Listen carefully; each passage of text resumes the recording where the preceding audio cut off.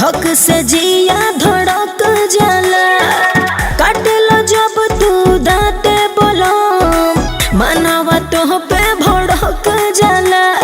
हाथ लगावे लो तू जाही ताही, काहे भरे लो तू आही बाही। ए राजा रोज रोज नहीं नहीं सुना, ए बालम रोज रोज नहीं नहीं।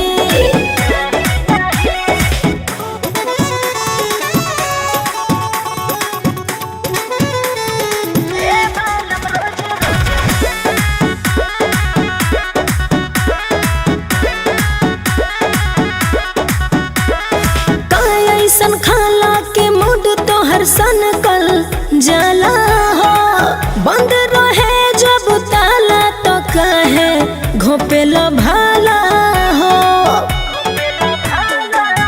है तोहार कनिया तनी सबर करो, नहीं दिन भर राजा गोबर गोबर करो।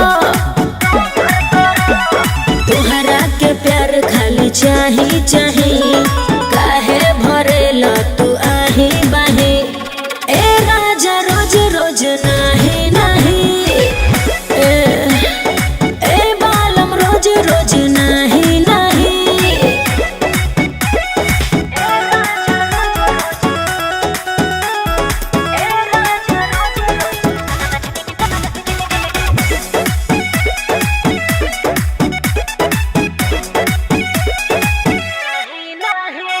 काहे करेलो हालांकि घर भर सुनाला हो, धर लो कलैया ए अरविंद चूड़ी टूट जाला हो।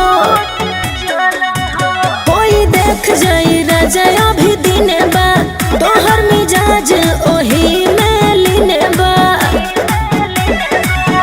हर दिलो दर्द अहिरे माई माई, काहे भरेलो तू आही बाही। ए राजा रोज रोज नहीं नहीं, ए बालम रोज रोज नहीं नहीं।